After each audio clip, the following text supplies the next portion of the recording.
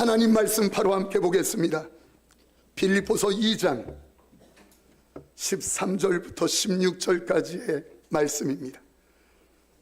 빌립보서 2장 13절부터 16절까지 우리 한 절씩 교독하겠습니다.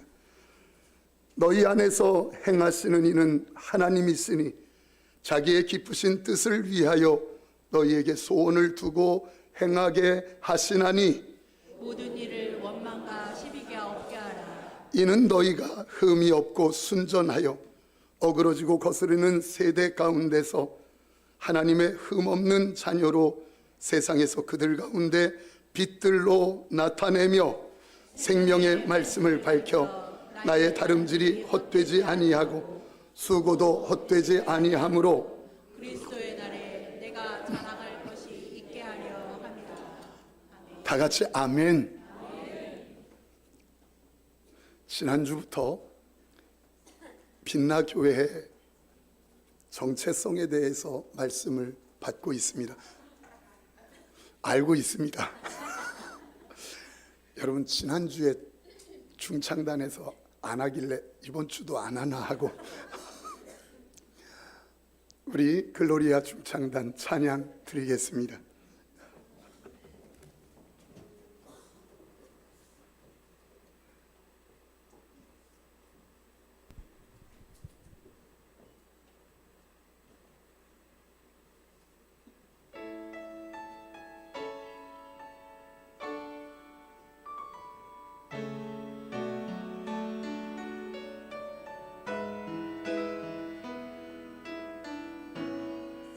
사망의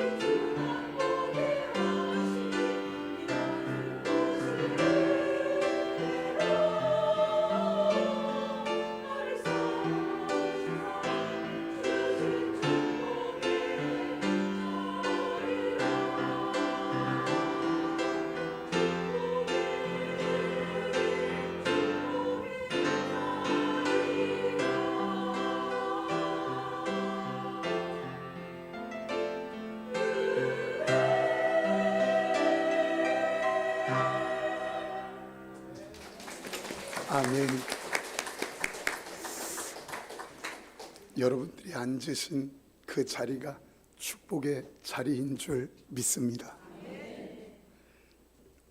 아까 어디까지 했죠?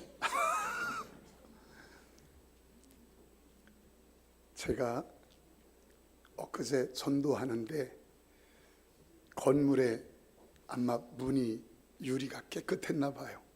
그분이 열린 줄 알고 가다가 이마를 부딪혔는데 얼마나 아파하는지 제게도 느껴지더라고요. 왜냐하면 저도 예전에 카페 할 때 1층에 문이 열린 줄 알고 카페 문에 열린 줄 알고 이렇게 가다가 이마와 코를 부딪혔는데 얼마나 아픈지.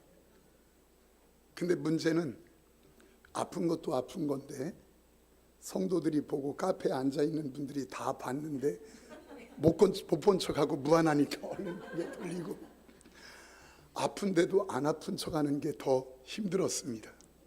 여러분, 딱 부딪히고 나니까 제 발은 거울 앞으로 걸어가더라고요. 그리고 제 눈은 거울에서 이마를 보고, 그리고 제 손이 이마를 막 만지고, 그리고 마음에서는 아이 바보 바보 그러더라고요. 왜 그럴까?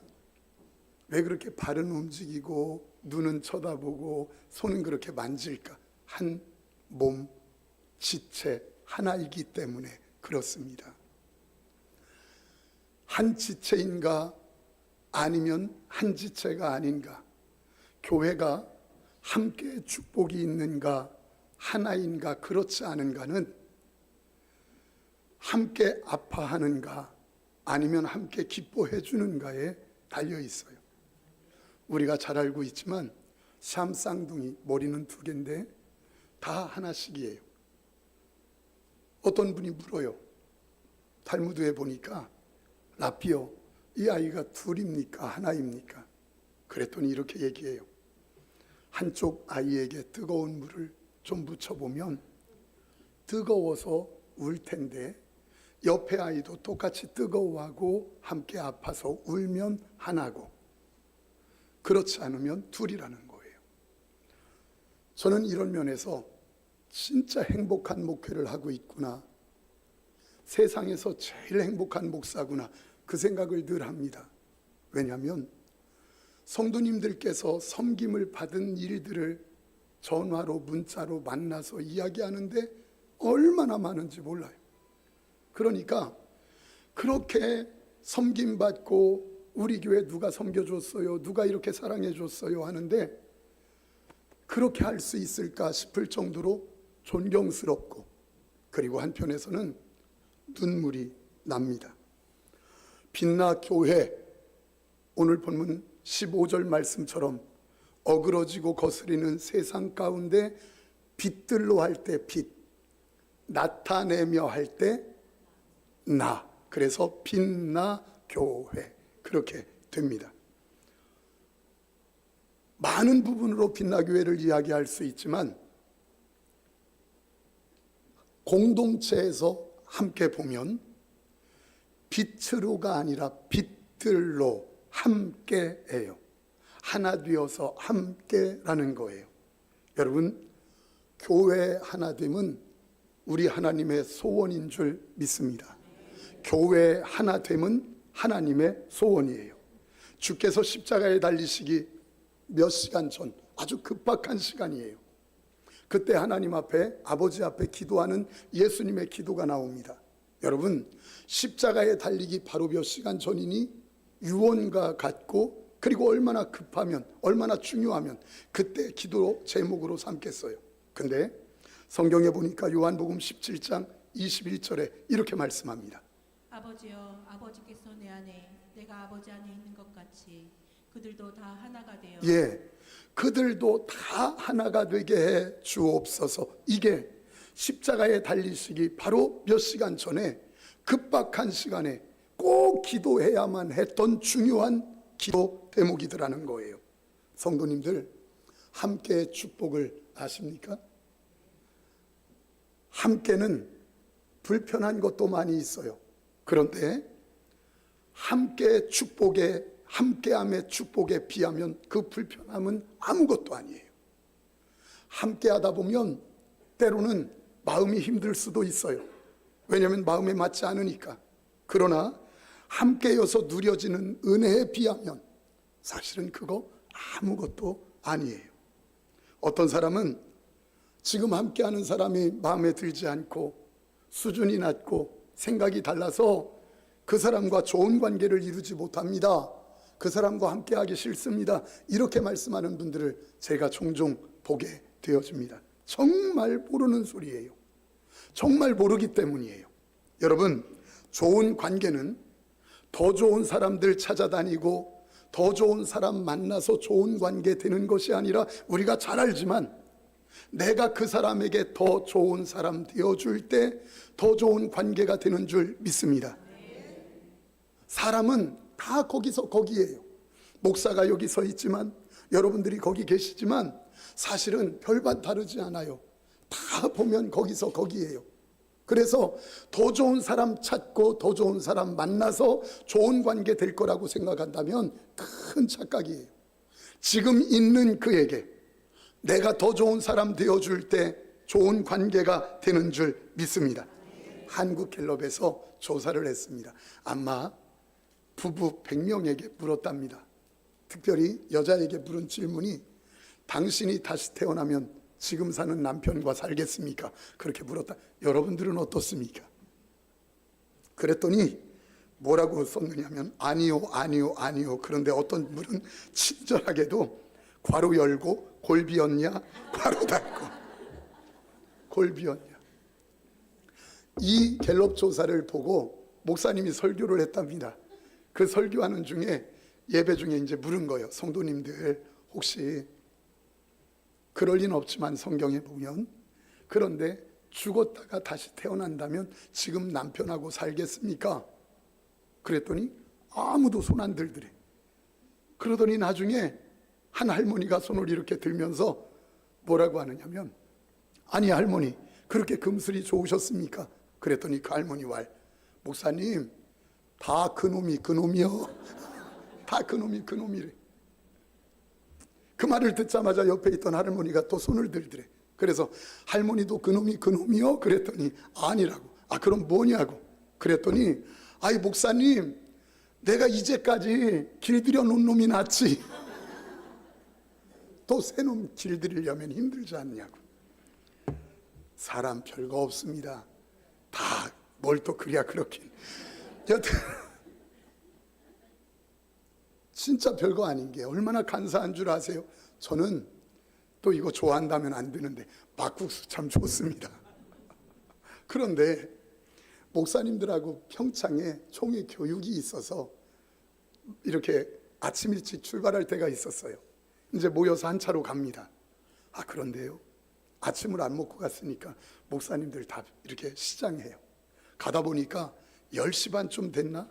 막국수집이 그 시간에 연집이 있어요. 그러니까 가다가 우리 먹고 갑시다 했더니 다 좋아해요. 막국수 얼마나 좋아하는지. 1시에 숙소에 가면 막국수래, 밥을 주는데 그 밥을 주기 전에 너무 배고프니까 먹고 가자 해서 내려서 먹었어요. 얼마나 맛있게 먹었는지. 도착했습니다. 잠시 있다가 점심이 나왔는데 보니까 내가 할게, 막국수요. 저녁이 되었는데 노 회장 목사님이 와서 늦게 와가지고 저녁 대접한다고 하는데 막국수요. 아니 세상에, 막국수에 고기도 나오긴 했지만 여튼 막국수요. 2박 3일간 딱 하는데 5끼를 막국수 먹은 거예요. 그때 최고의 욕이 뭐였는 줄 아십니까? 막국수나 먹어라. 막국수나 먹어라. 그게 욕이었어, 서로가. 그렇게 좋아하는 막국수인데요, 2박 3일간 쭉 먹다 보니까 간사해. 사람이 그거 이제 먹기 싫은 거예요. 성도님들 기억하십시오.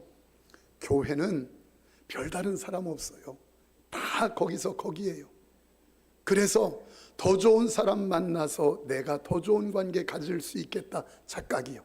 지금 옆에 있는 분에게 내가 좋은 사람이 되어주면 좋은 관계 되는 줄 믿습니다.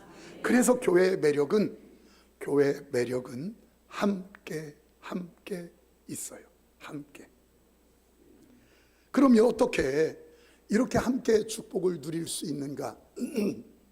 오늘 14절에 정확하게 함께 축복을 어떻게 누릴 수 있는지 알려주고 있어요. 이 14절 말씀은 다 같이 읽죠. 우리 함께 읽겠습니다. 모든 일을 원망과 시비가 없이 다시요, 시작. 모든 일에 원망과 시비가 없이. 하라. 이 말씀 원문에 보면 모든 일을 원망과 시비가 없이 하라, 이 말은 사람은 어쩔 수 없이 연약함도 허물도 원망 들을 소리도 그리고 또 시비 걸 일도 많이 있단다. 그러나 그것이 아무것도 아닌 것으로 여길 만큼 내가 품어 주어라, 내가 희생해라, 네가 손해 봐라. 뭐 아멘 하라는 건 아니요 내가. 근데 한번 계속 해볼게요. 하여튼 할 때까지. 네가 손해 봐라. 원망과 시비 걸 만한 많은 일들이 있지만 그러나 그것이 아무것도 아닌 것으로 여길 만큼 내가 품어 주어라, 네가 희생하라, 내가 억울함을 당하라. 지금 이 말씀이에요. 반드시 기억하십시오. 함께의 축복은 허물이나 문제가 없어서가 아니라 그 허물과 문제보다 훨씬 더 큰 용서와 사랑이 있을 때 함께 축복이 누려지는 줄 믿습니다. 다시요, 부부간에도 마찬가지고 교회도 다 마찬가지예요. 허물이나 문제는 없을 수 없어요. 누가 그렇게 완벽하겠습니까? 그런데 그것이 아무것도 아닐 수 있도록 함께 축복이 누려지는 교회, 함께 축복이 누려지는 가정은 어떤 가정인가? 허물이 없어서 시비 걸 만한 일들이 없어서 잘못이 없어서가 아니라 그 허물이나 잘못보다 훨씬 더 큰 용서와 사랑이 있을 때. 아, 이러면 아멘 할 줄 알았어.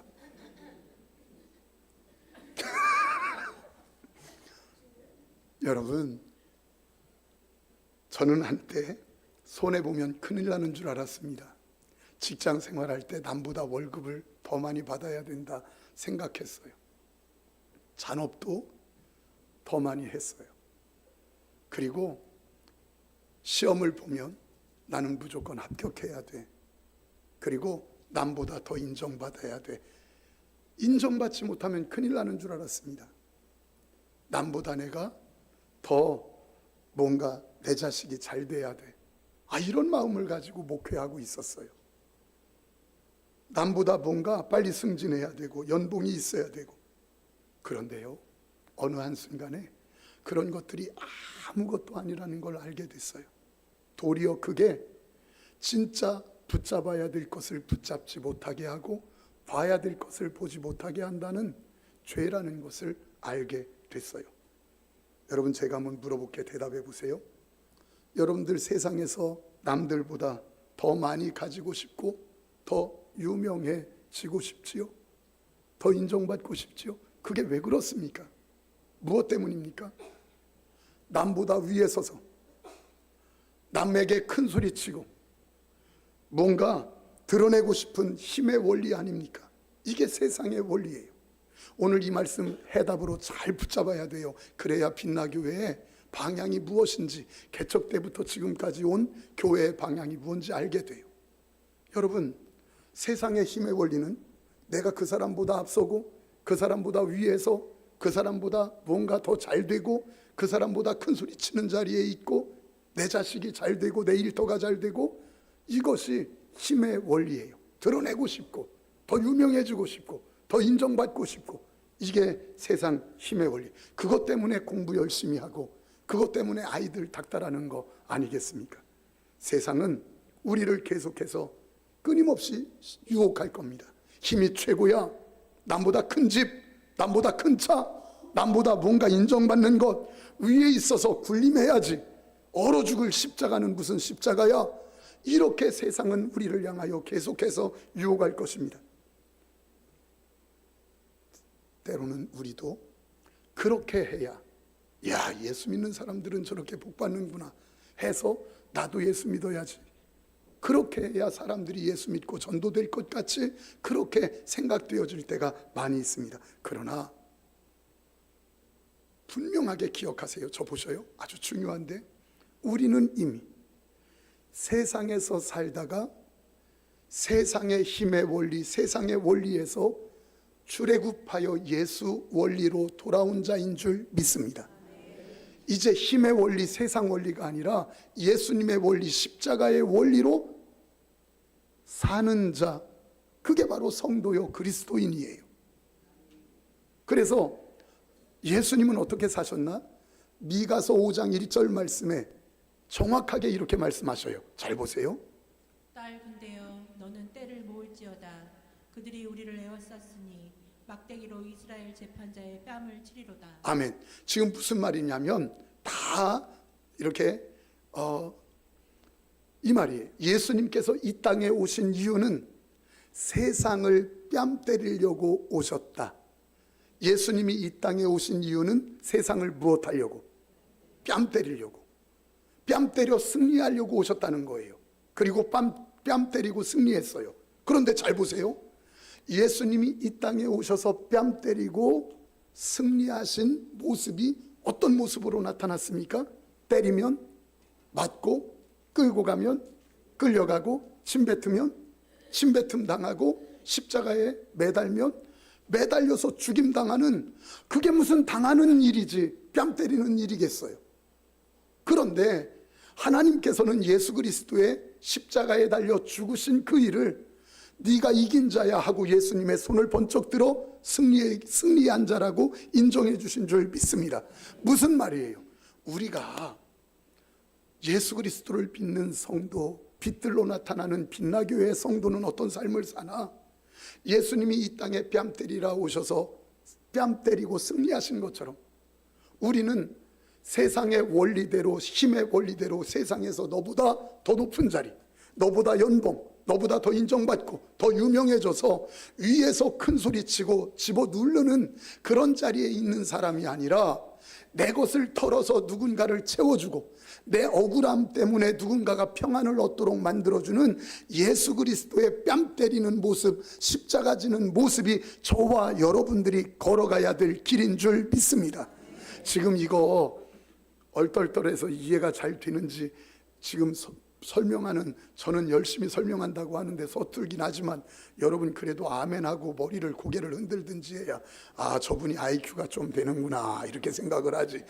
그냥 멍하니 목사만 쳐다보고 있으면 어쩌자는 거예요. 다시 똑같이, 자 똑같이 우리 교회의 방향이 그거예요.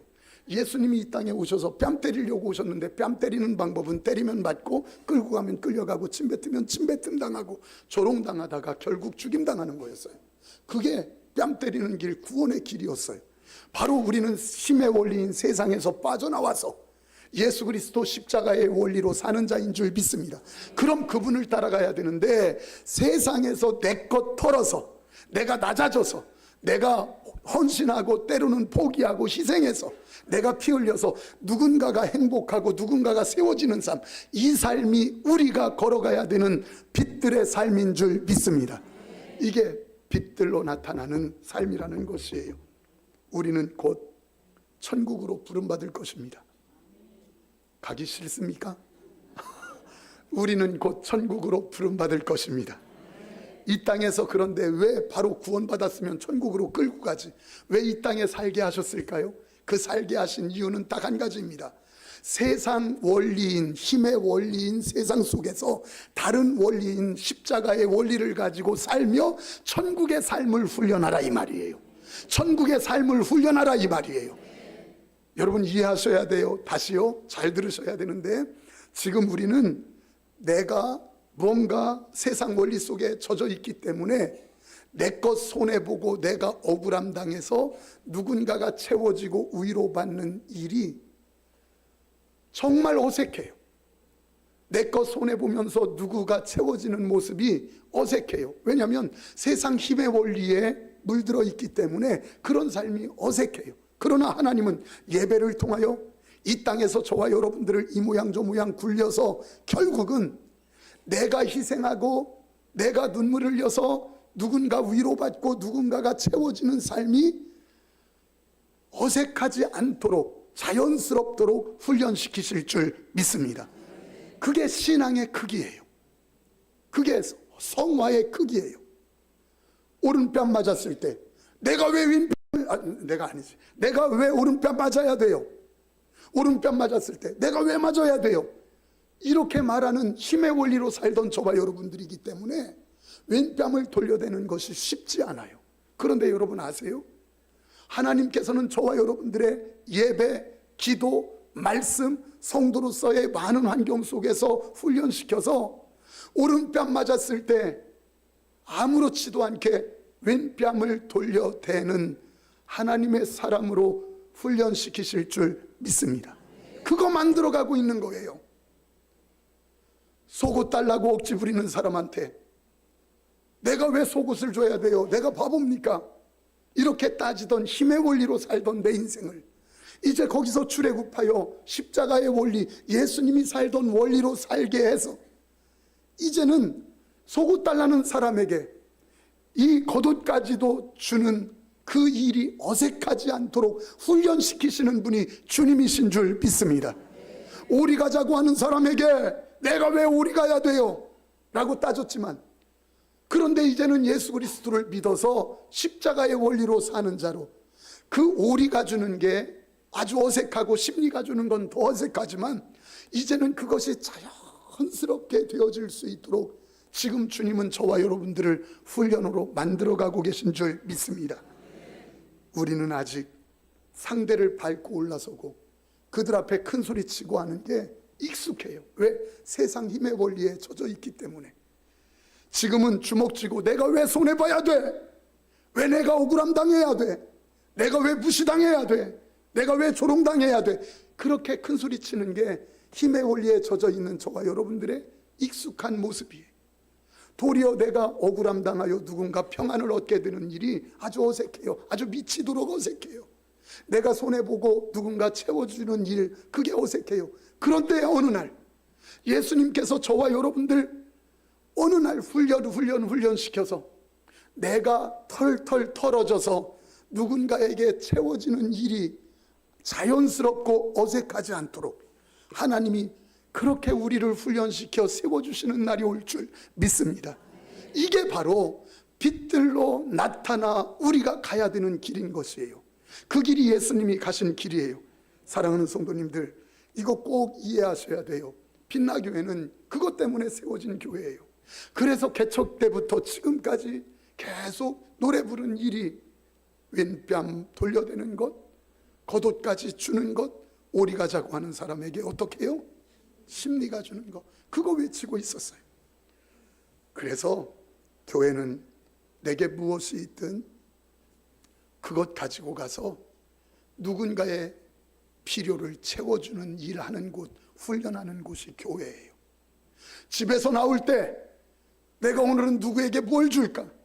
있는 것, 내게 있는 것 가지고 주머니에 넣고 와서 누군가 부족한 사람에게 채워주는 일 훈련하는 곳, 이게 교회예요.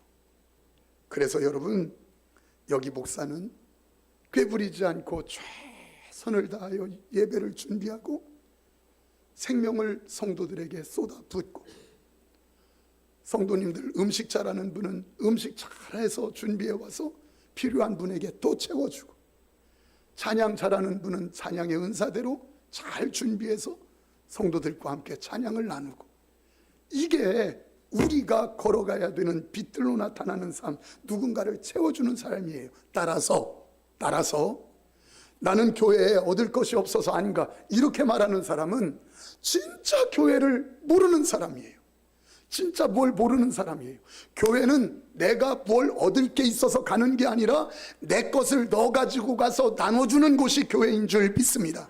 이거 아멘 해야 돼요. 다시, 교회는 내가 가서 뭐 얻어오는 곳이 아니라 내가 있는 것 뭘 줄까 해서 다 넣고 가가지고 있는 분들에게 나눠주는 곳, 그 훈련하는 곳이 교회인 줄 믿습니다. 교회는 내가 뭘 얻는 곳이 아니에요. 다 아멘 합시다. 내 것을 나눠주라 가고, 내 것을 나눠주라 가고, 누군가에게 채워주라 가고, 섬겨주라 가는 곳이다. 이게 교회예요. 오늘 양떼 모임이에요. 양떼 모임은 내 필요를 채우려고 모이는 게 아니라 어떻게 하면 양떼 모임에서 내 것 가지고 누구에게 채워줄까, 그래서 모임이 양떼 모임인 줄 믿습니다. 마태복음 20장에 보면 주님은 포도원의 비유를 말씀하셔요. 1절에 천국은 이와 같으니 이렇게 말씀이 시작돼요. 그러면서 이 포도원치기 주인이 9시에 시장에 품꾼을 데리러 갔어요. 사람들을 불렀어요. 이 하루 일해달라, 한 데나리온 줄게. 그래서 들어왔어요. 12시에도 나갔어요. 이렇게 불러서 한 데나리온 줄게, 일해달라. 3시, 오후 3시에도 나갔어요. 그리고 그들을 일시켰어요. 그런데 6시에 문 닫는데, 6시에 일이 끝나는데 5시, 오후 5시에도 나가서 시장에 누구 있나 봤더니 사람들이 있어서 우리 일해달라고 해서 들어와서 일시켰어요. 제가 그 말씀 읽으면서 생각하기를, 아하, 이 포도원이 어지간히 바쁜가 보다, 그 생각을 했어요. 근데 그 다음 절 읽으면서 목사가 충격을 받고 목회의 방향이 완전히 틀어졌어요. 그게 뭔 줄 아세요? 1시간 일한 사람에게도 한 데나리온, 8시간 일한 사람에게도 한 데나리온. 무슨 말입니까? 이 포도원 주인은 포도원을 위하여 일꾼을 고용하는 사람이 아니라 일꾼을 고용하여서 품삯을 주고 싶어서 포도원을 경영하는 사람이더라, 이 말이에요. 여러분, 이거 고개를 흔들든지 아멘을 해야 IQ가 좀 되는 거예요. 저는 인생이 목회하면서도 욕심이 찼었어요. 승부욕이 얼마나 강한지 운동하면서도 그랬어요. 근데요, 이제는 아니에요. 그 포도원 주인이 1시간 일한 분에게도 주고 똑같이, 10시간, 8시간 한 분에게도 똑같이 줘. 깨달은 것, 아하, 이분은 포도원을 위하여서 일꾼을 고용하는 사람이 아니라 일꾼을 고용해서 품삯을 주고 싶어서 포도원을 경영하는 사람이구나. 여러분, 그런 사람이 사업하면 그 사업장 천국이 되지 않겠습니까? 그런 사람이 목회하면, 그런 사람이 가정을 꾸미면 가정도 목회도 천국이 되지 않겠습니까? 우리 교회가 가야 될 길이 그곳이에요. 여러분, 우리는 불러다가 교회를 위해서가 아니라 그들에게 품삯을 주기 위해서 우리 교회가 있는 것처럼 우리 교회가 이 세상에 그런 교회 되기를 축원합니다. 이게 우리가 가야 될 길이에요. 그래서 빈털터리가 되는 거예요. 내 거 다 쏟아 부어서 누군가에게 주고 누군가에게 채워주고, 이 일이 우리가 가야 될 길이라는 것이에요. 사랑하는 성도님들, 오후 5시가 시장에 나가는 이들의 모습을 생각해 보십시오. 주인이 오후 5시에도 나가. 여러분, 그 시간에는 시장에 일꾼들이 없어야 돼요. 왜? 무슨 소망이 있습니까? 5시면 이제 1시간 되면 다 끝나는데 누가 자기를 데려다가 일을 시키겠다, 누가 생각을 할 수 있겠습니까? 그냥 집으로 가지. 그런데 5시 일꾼을 데리러 갔는데도 시장에 사람들이 있었습니다. 여러분, 그들은 누굴까요? 아마 절박한 사람들일 겁니다. 내가 무슨 일이 있어도 빈손으로 집에 들어갈 수는 없어. 내가 빈손 가지고는 집에 들어가면 안 돼. 다만 얼마라도 벌지 않으면 나는 집으로 돌아갈 수가 없어. 절박한 사람들이 1시간 남겨놓고서도 누가 나 일꾼으로 써주지 않을까, 그렇게 기다리고 있었을 것입니다. 그런데 그들이 눈에 밟혀서 혹시 절박한 사람들이 거기에 있을까 해서 포도원 주인이 거기를 돌아볼 줄 아는 포도원 주인의 마음, 한번 생각해 보십시오. 이게 우리가 가져야 되는 정말 예수 그리스도를 믿는 성도의 마음이에요. 빛들로 나타나는 건 바로 이런 마음이에요. 절박하여서 1시간 남겨놓고라도 1시간으로도 일해서 다만 얼마라도 몇 푼이라도 벌어서 집에 가지 않으면 자식 새끼들 함께 살아야 되는 집 힘들기 때문에 누가 나 써주지 않을까 시장에 버티고 앉아있는 이 일꾼들, 그들이 눈에 밟혀서 혹시 일꾼 절박한 사람들이 있을까 해서 그 시간에 나가는 이 포도원 주인. 사랑하는 성도님들, 아마 이런 사람이 있으면 세상이 바뀌지 않겠습니까? 이런 사람이 있으면 교회가, 그 공동체가 무엇이든 바뀌지 않겠습니까? 바로 여러분들이 그 마음 되기를 축복합니다. 요한복음 6장에 보면 오병이어 기적이 있어요. 여러분, 오병이어는 저도 갖고 있고 여러분들도 갖고 있고 다 가지고 있습니다. 하나님이 오병이어 다 주셨습니다. 그런데 이 땅의 사람들은 크게 두 종류입니다. 한 부류는 그 오병이어 5,000명분을 혼자 깔고 앉아서 먹어 치워버리는 사람, 그리고 한 부류는 그 오병이어 5,000명분 가지고 5,000명을 먹여 살리는 사람. 세상은 5,000명분 가지고 자기 혼자 깔고 앉아서 먹고 사는 사람을 잘 산다고 말을 해요. 그런데 하나님은 그 오병이어 가지고 5,000명을 먹여 살리는 사람을 잘 산다고 축복하시는 줄 믿습니다. 그게 우리가 살아야 되는 길이에요. 빛들로 나타나는 삶은 내 거 희생하지 않고는, 내 거 손해보지 않고는, 내 거 털어서 누군가에게 전해주지 않고는 있을 수 없는 일이라는 것이에요. 저는 목회하면서 늘 제 입에서 어떤 사건들마다 뒤뇌이는 말이 있어요.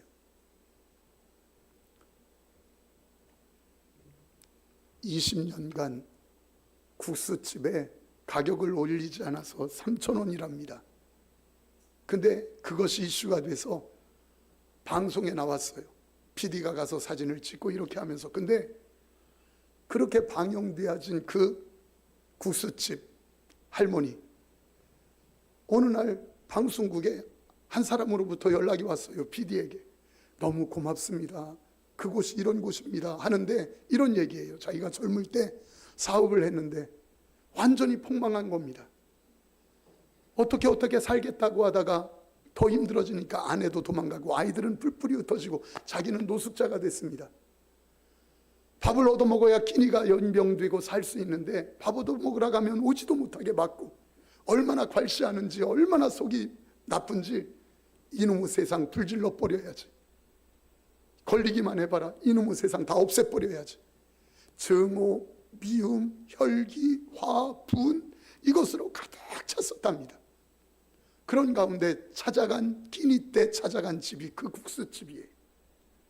가서 앉았는데 묻지도 않고 국수 크게 말아가지고 자기 앞에 갖다 놓더래요. 허겁지겁, 여러분 얼마나 배고팠겠어요. 허겁지겁 먹습니다. 다 먹었는데 다시 가져가더니 또 한 그릇 만들어가지고 가져다 놓더래요. 자기가 얼마나 배고픈지 그것도 다 먹었어요. 근데 문제가 있어. 이제는 돈이 하나도 없는데 어떻게 하지? 자기 양심에 조금 찔림이 있더래. 그래서 그 할머니가 국수를 말겠다고 숙일 때 얼른 문 열고 도망 나갔대요. 그럼 배은망덕한 거 아닙니까? 한 그릇 가격에 두 그릇이나 줬는데 이 배은망덕한 놈 아니겠습니까?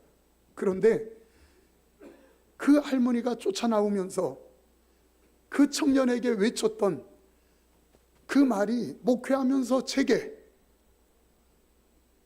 계속 되뇌어져요. 막 도망가고 있는 그 형제를 향해서, 청년, 젊은이, 뛰지 마. 그냥 걸어가. 그러다 다쳐. 뛰지 마. 그냥 걸어가. 그러다 다쳐.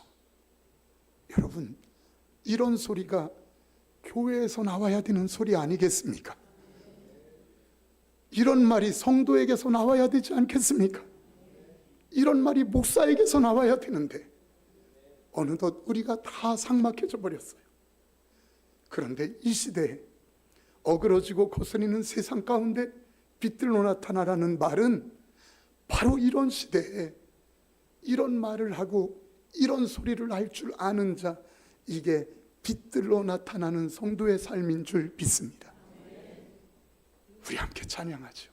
왜 나만 겪는 고난이냐고 우리 하나님께 드립시다.